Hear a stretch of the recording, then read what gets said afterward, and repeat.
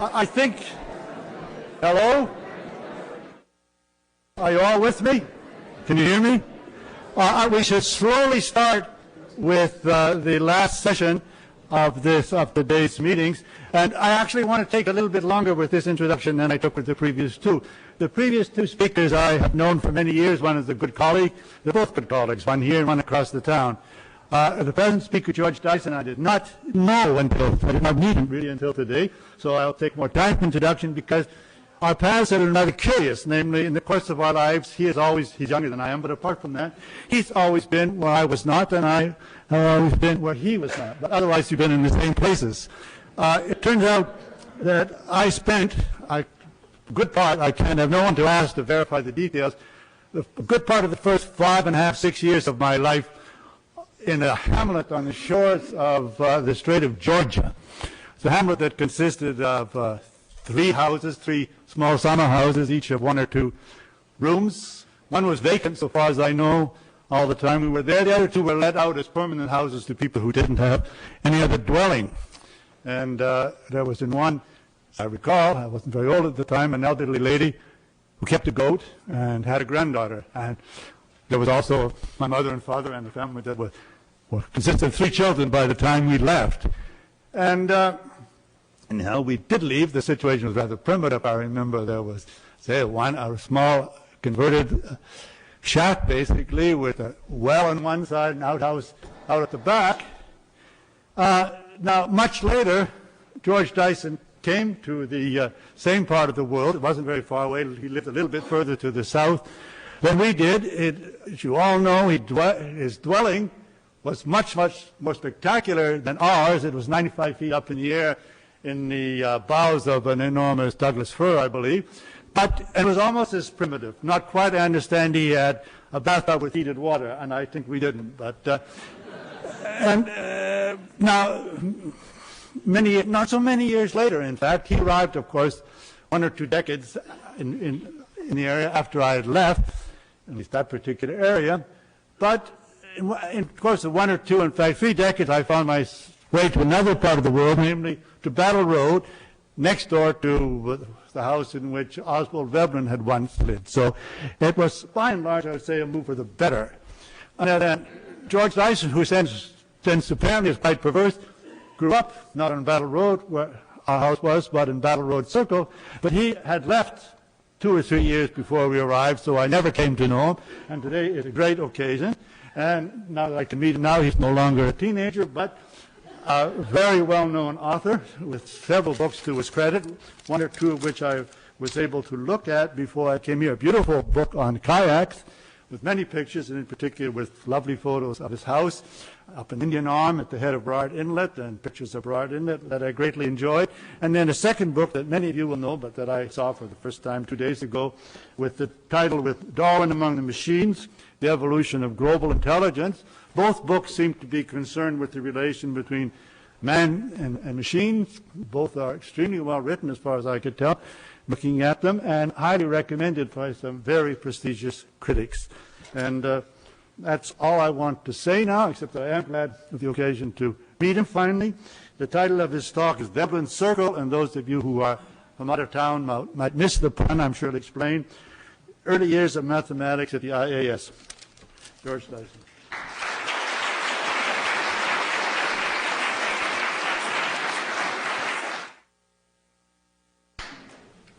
Thank you very much. It's a fabulous introduction. It's wonderful to be here. We're celebrating 75 years of this remarkable institution. It's really a large, extended family of people all over the world, and I'm very lucky to have been a part of it since childhood. And I'm going to, Avi gave a great also introduction. I'm not really going to talk about von Neumann this time. I've done that before. I'm going to give you more of the perspective from Oswald Veblen. And we're also celebrating, which I think is maybe not recognized, that 1905 was when Oswald Veblen came to Princeton. And really, he's the person who turned Princeton into sort of a world center of mathematics. And then that, when he came to the Institute, that transferred here. So there's really a centenary of that. And if you want the real history of math at the Institute, the best encapsulation you can get is Armand Borel's lengthy article, which I think came in your packet if you registered. If not, there's extra copies, and that gives the best concise picture of what really went on here. So Oswald Veblen was born in 1880, the eldest of 8 children. He went to school. So he came from a second-generation Norwegian immigrants from the big open spaces of Wisconsin and Minnesota. He loved open space. He got a prize in school. He got one prize for mathematics and another prize for sharpshooting. And he, I mean, the question is, I mean, the reason the Institute went into math was because you didn't need much to do math. You just needed a blackboard and a room. So why did we need 800 acres to just do mathematics? And that was really Veblen who pushed so hard to buy all this land and create all this space so people would really, literally have room to think. And in the 1890s, he took a boat trip down the Iowa and Mississippi rivers. So he was quite an outdoorsman. So what we have here really was the realization of his vision. Now, the Institute has not always been very open with its history. There's 3 sort of typical quotes from people here that really the Institute. So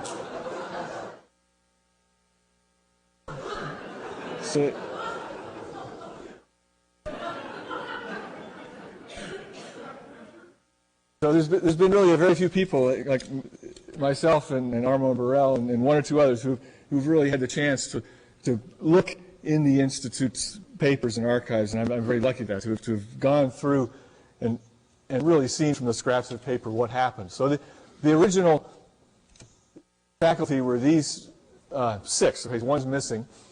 The mathematicians, and when you look at them, you see that they come from different fields. And what I didn't recognize until you read Oswald Veblen's letters was that they were selected by age too, so they wouldn't all die out at once. Veblen's description of that has something to do with a team of horses that you don't want them to all drop dead at the same time.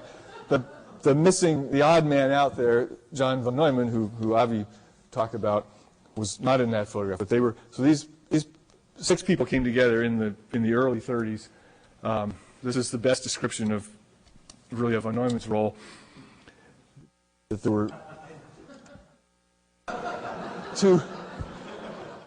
two sides to mathematics, and then there was von Neumann. So I am not going to talk about von Neumann, but I put this in the next slide in just during the reception to sort of follow on what Avi said, because this is Stan Ulam, who also was brought to America to come to the Institute. One of uncountable, or it's a long list. You can get the Institute book, Community of Scholars, and really see all the people who came here. Ulam came in 1935 to work with von Neumann, and it changed the history of the world. If the minutes are there as to whether the decision being made to whether to bring Ulam or not, and fortunately he was brought. And when I'm asked what moment would I like to go back to in history if I could just be there at one way, it would be this conversation on the bench in Central Park between Ulam and von Neumann when they're talking about cellular automata. And they obviously were way ahead of the curve in what they're talking about here. All the work that is still being done today is really just following up on this conversation they had on the park bench. So then Ulam went on to solve the great problem of making a hydrogen bomb and so on, which was done. The computations were done here at the Institute. So history would have been quite different if the Institute had not taken the initiative to invite Ulam here. So that really is the whole game of life and everything else. So back to Veblen, who, as a young man, he came to Princeton in 1905. Then he was the nephew of the famous Thorstein Veblen, the theory of the leisure class. And so he came from this background of thinking about the problem of higher education. Then in 1917, he went into the Army and led the sort of computation division at the Aberdeen Proving Grounds, which was a Manhattan project at that time. $73 million, 35,000 acres in Maryland to test the weapons for World War I. And he led that group of methods, Norbert Wiener here. So he had that background in very applied mathematics as well as pure mathematics. And that somehow came together here in the Institute. He also, the conventional view of the beginnings of the Institute was that Flexner and Bamberger's started things off. These are letters from Oswald Veblen to Simon Flexner, to Abraham Flexner's brother, explaining that, this is as far back as 1923, why we really needed an Institute of Mathematics. And in 1924, he's arguing why there should be a separate institute that just does math, and that the way to make a step forward is obvious. You bring mathematicians and you let them do their work, research. So that's the essence, which really became the Institute for Advanced Study. So then Simon answers essentially, well, this is a great idea, but you got to talk to my brother Abe, and that's really what set the germ of the idea in motion. Then this is Abraham Flexner, who was a great critic of the way higher education was run, and how he also did a great long study of prostitution in Europe. So he was able to look at problems and try and find solutions to Americans' value education. He was very strongly against the current trend. He would be horrified if you took him to Princeton University now that universities are involved in patent proprietary research and this sort of thing. Thought that was scandalous.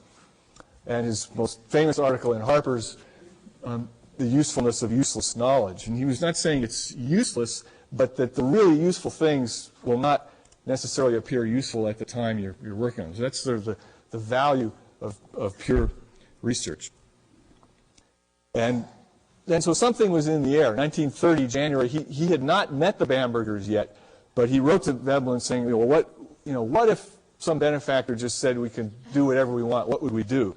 And then mysteriously the Bambergers showed up, who had this fortune from selling Bamberger's department stores to Macy's, and they announced what became the Institute, that at that time was supposed to be in Newark, New Jersey. They were from Newark, the department stores were in Newark, this institute should be in Newark.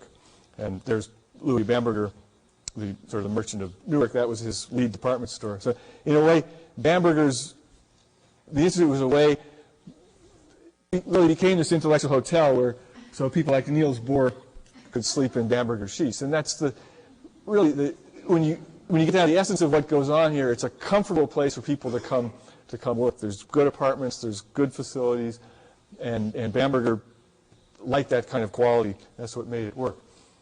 There's Oswald Veblen and Niels Bohr.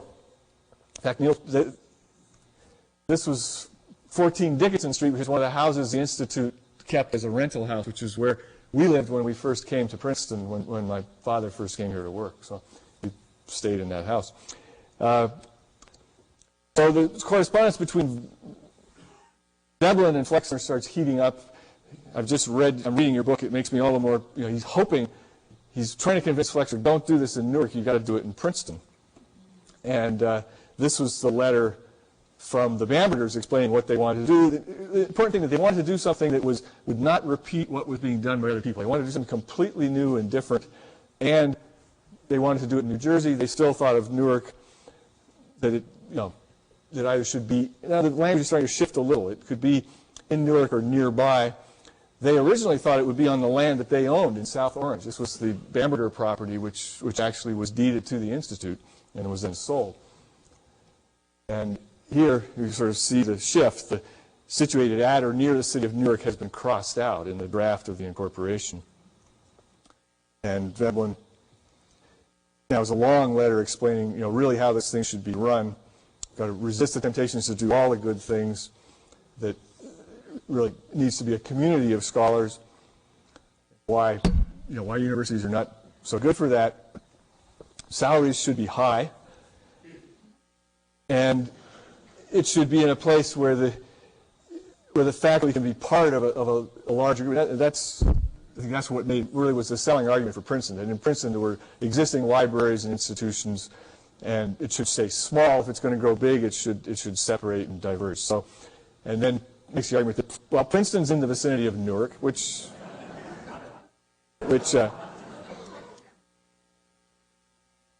so now Edgar Bamberger politely sends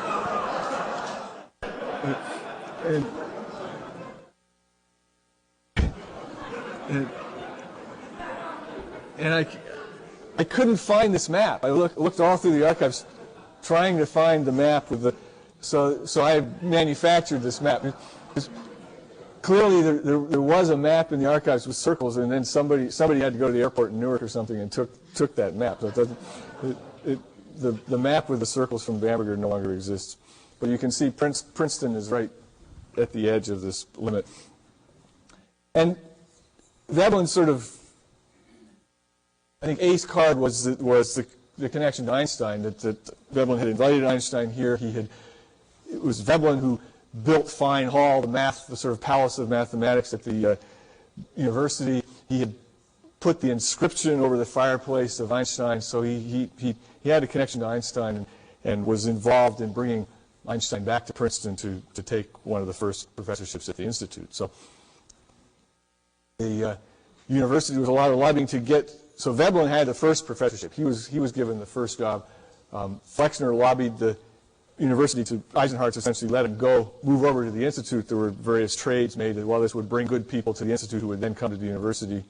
Eisenhart says yes, looking forward to big things, which was true. Certainly in mathematics, very big things started happening. And this is the sort of letter listing who they would like to get. And I think, yeah, Emile Artin is on there, one of the people that that was listed as not having come to the institute. So it was a tough thing and was one of Flexner's arguments for starting with math, was that, well, at least in mathematics you could decide who the top people were. If you started trying to argue about who were the best historians to bring, you would never come to a consensus. But in math, there really clearly were top people who should come. So this is the first faculty meeting. This is the extent of the minutes, very informal, in Veblen's office. And congratulated each other on the lack of formality and went on about their work. Bambergers were very involved. They were the person they were trying to get at the beginning was Weil, who said yes, said no, said no, said yes, and so here Bamberger is saying, well, we thought he said no. You know, von Neumann was going to take his place, and they courted everyone here. Brought Courant up to Flexner had all these. Flexner and Veblen, they all had summer homes in Maine, and Flexner's place was actually in Canada, in the Canadian woods, and they would bring people up there and entertain them, and so the institute had this, luxurious sense of space that was very attractive to people. And now they're arguing still about Weil, who finally did say yes and come. Von Neumann, no problem. He said yes right away. He was already here at the university. And Flexner now is sort of selling this as, well, we're going to be the sort of department store of math. We're going to have the algebraic topology department. We're going to have we're going to bring Kurt Gödel and have the logic department, and we'll be just like your department store and have everything. And Flexner's vision that the institute would be a circle of schools who would all get along and be added to. They would grow from one school to another, starting with mathematics, and that the mathematicians would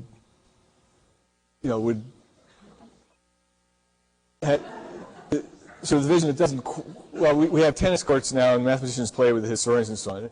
So for a while it really worked. I mean, here there was a lawn bowling league, and Weil and Morse and Professor Warren, who was from the School of Economics, which is the school that went extinct. It was a school that started and then was not continued.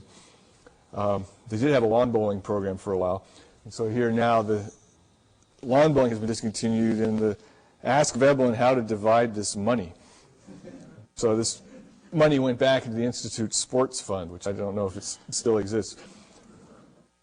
And the view at the beginning was to start with, to keep adding fields, and biology was there. Every 10 years there was a move to do biology. Right there at the beginning, Julian Huxley was trying to convince Flexner to do biology for all the good reasons, that really was not a place that was doing mathematical biology. This would be the right place to do it.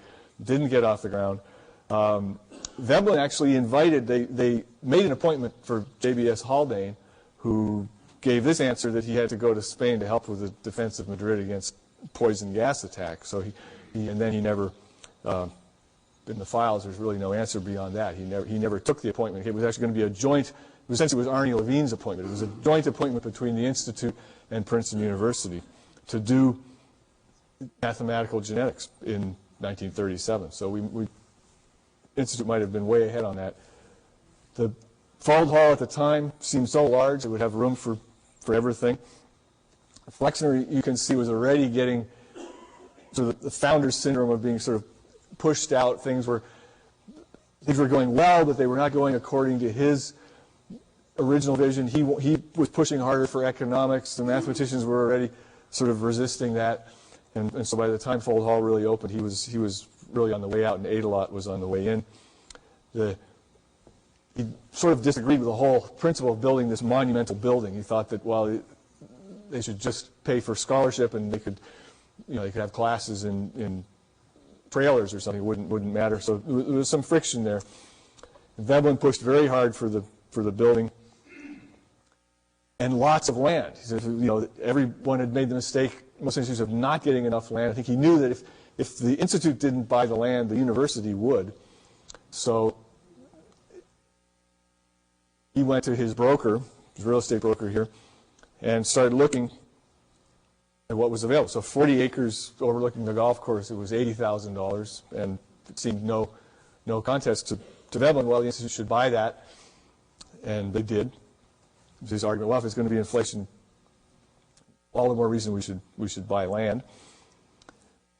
And Mrs. Fald, that's the Bamberger sister, she's objecting that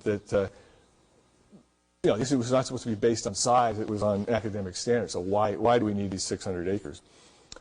But Veblen was just no stopping him. He loved this land. He walked every inch of it. He negotiated with the Maxwells, the Maxwell property on the far side that goes all the way to the battlefield. So first they acquired this part, and then the Maxwell property over there. He kept adding to it.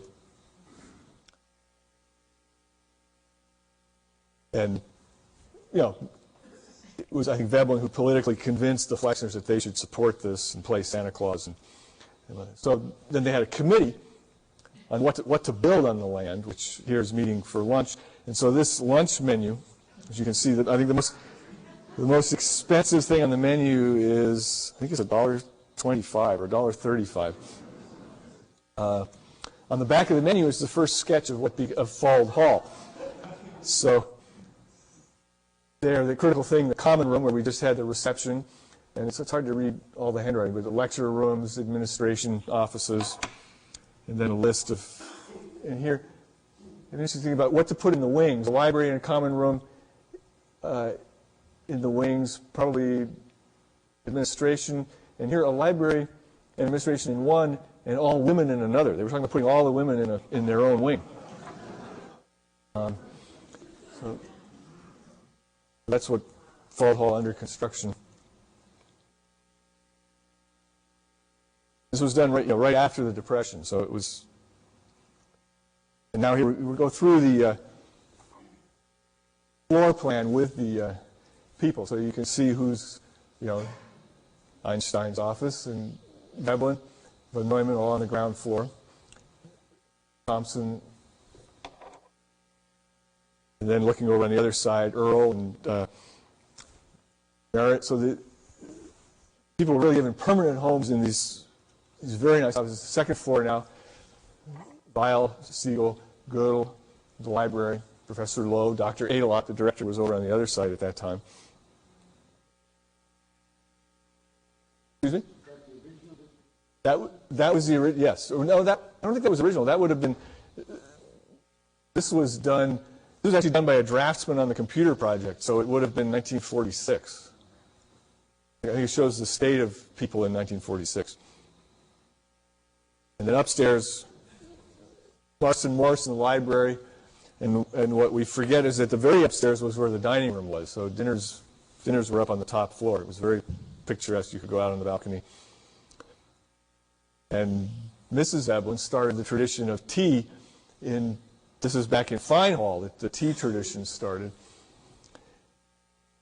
and it was run as a cooperative. You had to contribute money.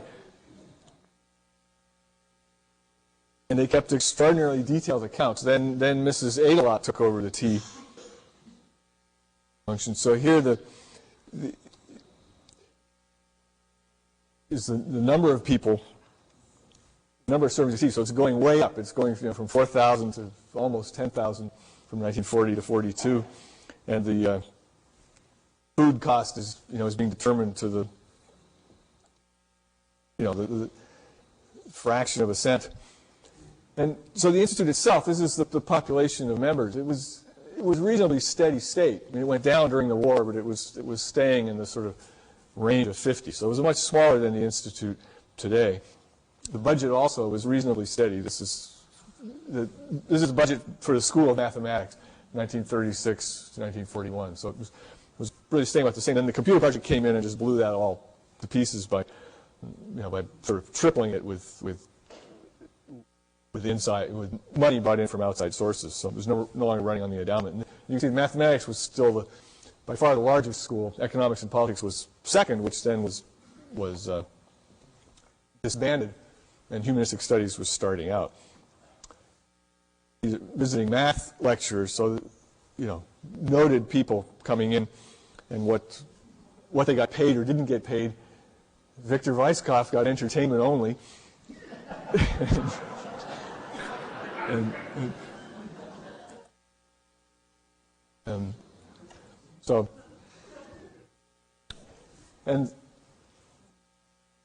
here are the visitors in 1939 for it, just to take a typical year. So for every year, there's always a list, and there's the records of the decisions of who to invite, and every person who came to the institute leaves some sort of trail and story behind them. And I'm in the time we have, I'm only picking one, and the obvious person here who we're curious about is Kurt Gödel. So I picked Gödel, and we're going to look in his file. And so Gödel came at the very beginning, 1933. He was invited. It was clear if you wanted, if you were looking at brilliant people in logic, he was the guy. So, but Neumann invited him, and he said yes and came. He had to post a bond as an alien, $500, and again, to show you the scale things are on, Edgar Bamberger had to personally, write the check to bring Gödel to America. So it was very hands-on. Each person who came to America for the institute really had to be brought in, and things had to be arranged. The same as all the problems we now have with Homeland Security and visas and stuff were just as bad. Then the problem, so everything was fine with Gödel, but he went back. He went back to Austria at a very bad time in 1938, and then he couldn't get back to America, and so there's a long correspondence trying to solve these problems of Gödel, who has gone back to Austria, which is now, is it part of Germany or not? They're trying to get the State Department to help, but they say, well, if this is a problem between him and the Germans, we can't do anything. And so the perception of Gödel is that he was paranoid and believed in all these things that were not real, which is true in one sense, but he did have real problems that would have driven a sane person reasonably crazy. So now they're questioning whether they're bringing him in on a visa as a professor, but is he really teaching? If he's not teaching, then does he qualify? So there are all these logical paradoxes that he got enmeshed in, and are they going to continue the appointment? And so now he's saying, well, he's been delayed. He probably can't get out in 1939. Can they keep the appointment open till 1940? And the question of whether he was liable for German military service. So now they're trying to get the German embassy to help. So he's really such a great scientist. Just let him go. And they finally do. The Germans finally do give him permission to leave, but the only complication is that he can't go through the West. He has to go through Russia and Japan. So he has to get back to Princeton by land across Siberia and then by ship from Yokohama. So these are the kinds of, there's stacks of telegrams. I mean, Weil and von Neumann are they're looking at whether they can take some of Paul Helmholtz's money and apply it, and Erdős's money, and apply it to Gödel to raise the salary to convince the authorities. So he's finally getting on the boat Now he's waiting for, the Cleveland is a ship, and he needs $200 more. So every step of the way, the Adelot had to wire money. So he finally gets to San Francisco, so March, but they put down his citizenship as German, Austrian German, because Germany has now been, and even though he puts very clearly, I was deprived of my position in Vienna by the Hitler government, he now is classed as a German. So he's now an enemy alien. And gets into a lot of trouble here in New Jersey. He can't. There's no freedom of movement then. To go anywhere, he has to get permission. And so he asks what to do, and the answer is, the procedure for such amendment or correction has not as yet been set up. In all probability, will be soon. And we heard from Avi how concerned Gödel was about probability. Probability for him was not good enough, and so he was really stuck. He was, and then this odd paradox that because Austria had been annexed by Germany, therefore he was German. What could he do? Either way, he couldn't be Austrian. He couldn't be German. It was very much like some of his mathematical proofs. It was a paradox that had no solution. And the reality was his doctor was in New York, his wife's doctor was in New York, and every time he could not go to New York without a specific permission from a judge in Trenton. And this was true of many institute faculty at that time. He was also asking permission for Felix Gilbert. So it was a real day-to-day problem for him. And and he had other paranoias as well. And Adelot, who just thought, well, he just needed more exercise. But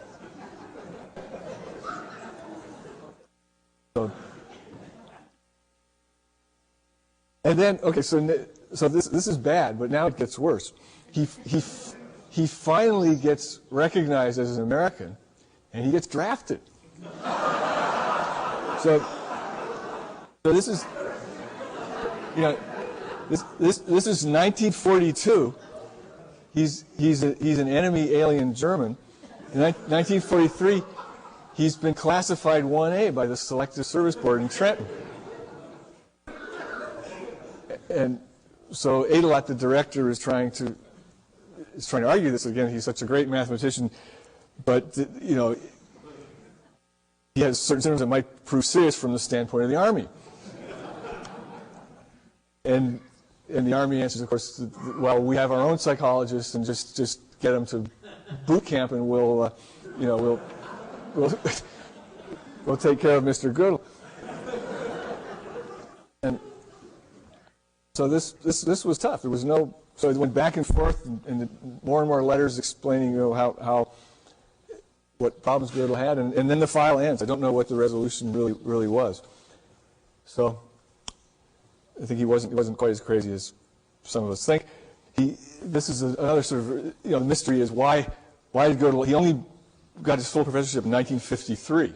What was the obstacle? And here's a very fuzzy carbon copy of a meeting where Gödel was not at the meeting where they were discussing his position. So you can see that for some reason Adelot had opposed making him full professor. Weil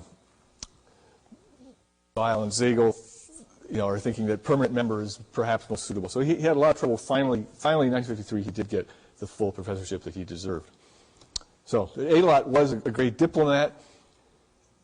Also, sort of forgotten was that during the war, the League of Nations from Geneva, they moved one of their whole divisions to the third floor of the institute, which pushed out a lot of mathematicians and really crowded. People were very crowded, having to work in their apartments and double up in the library and so on. The mathematicians the institute was deeply involved in the politics of the time. This is a letter from Veblen, signed by Veblen and von Neumann, 1940, long before Manhattan Project, really pointing out that that Germany could be on the track of building atomic weapons, and that the U.S. government was not doing anything.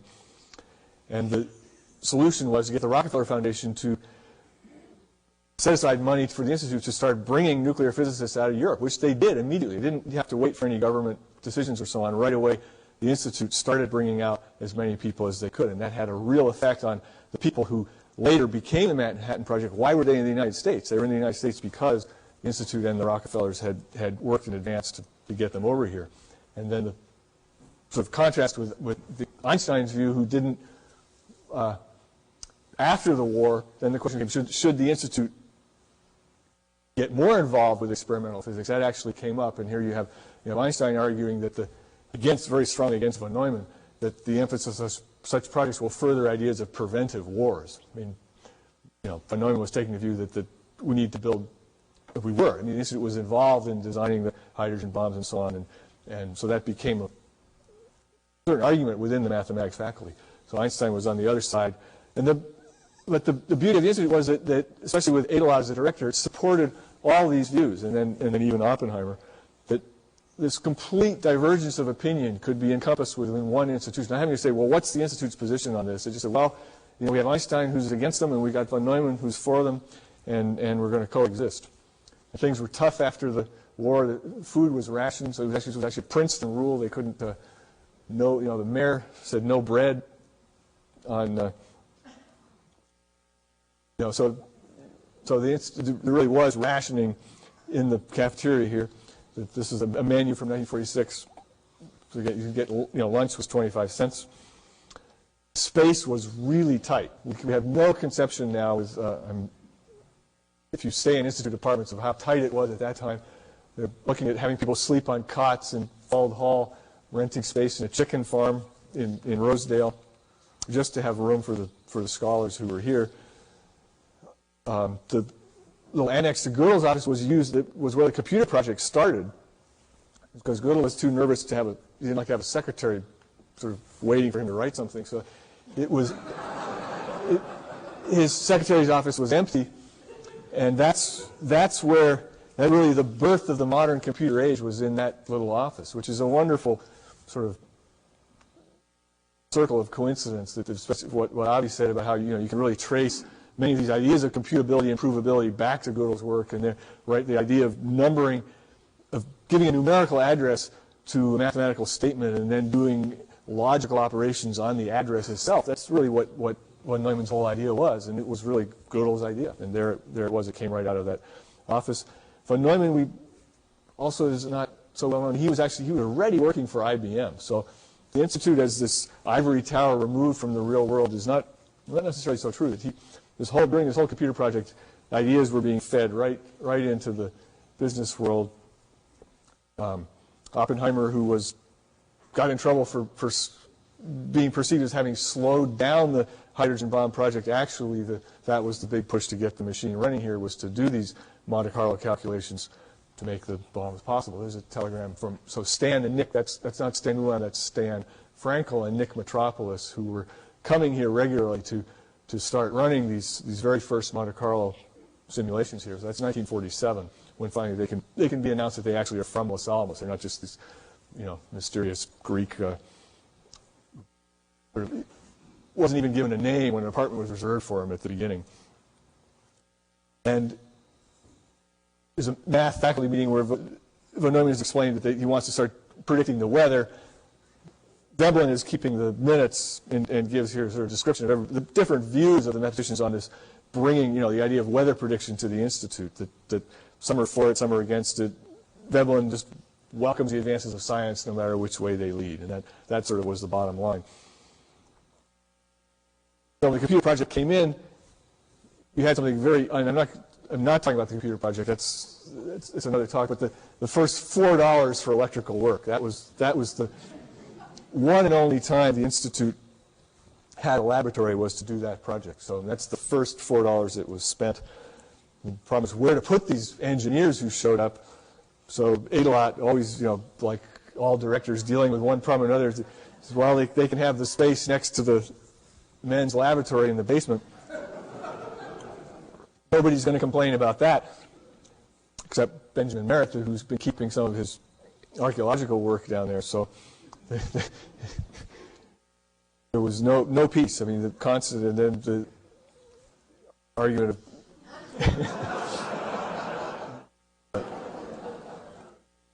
so the the Institute has always had a very healthy competition for space between the schools, and in a way, it's a good, healthy, I think, Darwinian thing. I mean, that the mathematicians compete with the historians, and then here this is the letter where the historians are.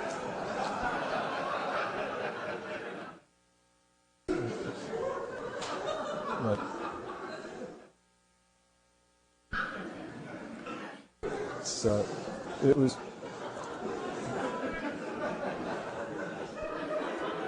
Okay, so the pure mathematicians were doing their pure mathematics, but these very impure mathematicians were doing hard logic and arithmetic on a computer down in the ECP building, the building that now is the Crossroads Nursery School. So that was a real conflict. And in my previous talks, I think I gave you the computer side that well, they weren't understood by the other people, and including this is one of the engineers speaking. So this is the kind of thing that goes in the logbook.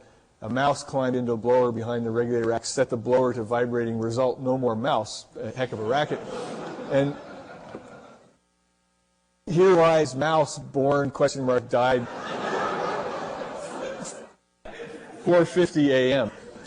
So they worked late at night. But one of the engineers has written in, here lies Marston mouse. And so that shows you the climate of the time between the pure mathematicians and the engineers.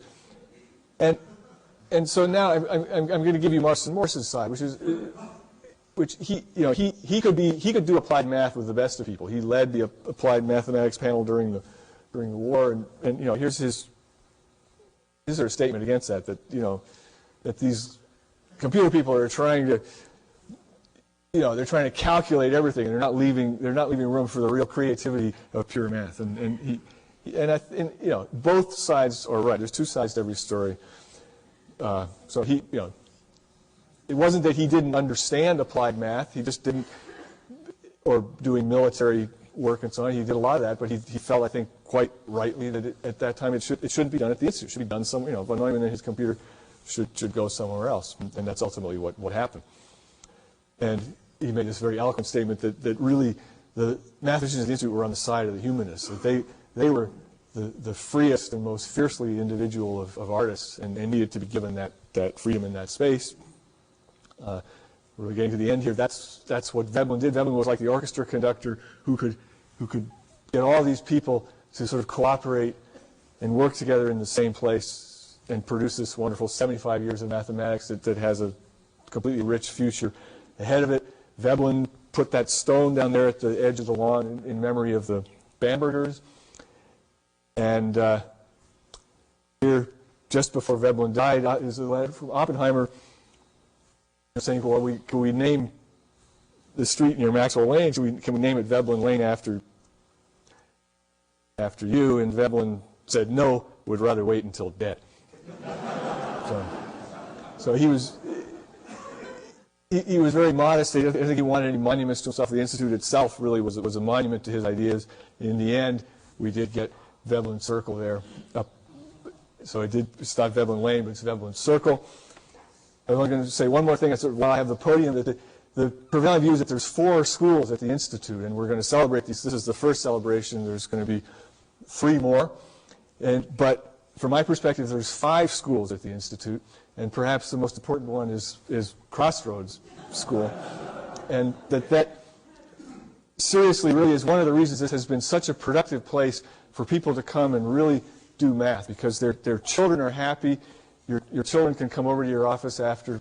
The families who have children in Crossroads, it really makes this a much better place to work and keeps it really as one continuous growing family. These are children of mathematicians.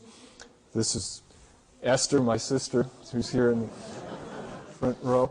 And I think one of these is Ingrid Selberg and Alice Bigelow, and is one of Frank Yang's boys, which I think the young Franklin Yang. So it was a fabulous place to grow up, and in 25 years we'll be back. Some of us may be back for the 100th anniversary, and And it's just been a wonderful place.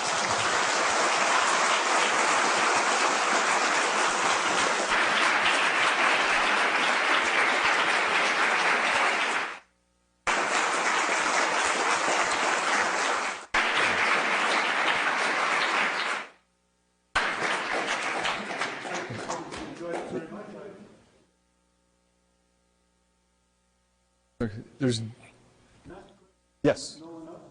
I'm actually rather curious about the fact that one of the letters to the president that why was that? My understanding is that he was, but Why was he deprived of his position?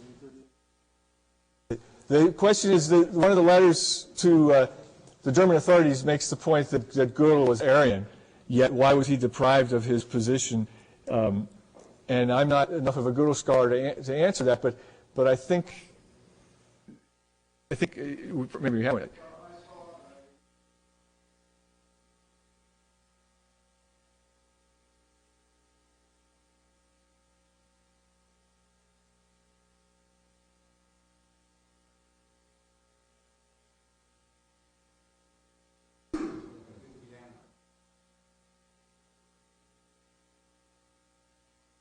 Yes, yeah, I think he certainly was part of the Jewish community, and I think there was some question. But, so, one more question.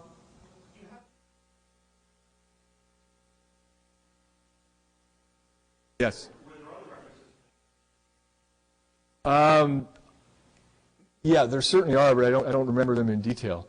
But there's, I mean, it would be, we have that book, Community of Scholars, that lists the people who officially were members, but there's really no complete listing of the people who came for a week or passed through unofficially and so on.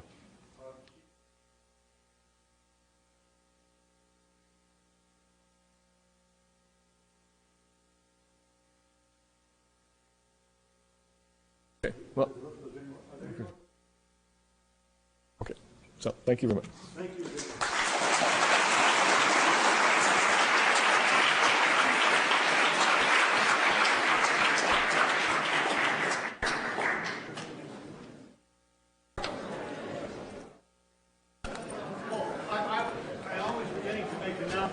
For those with mathematical interest, at 2 o'clock tomorrow and afterwards there will be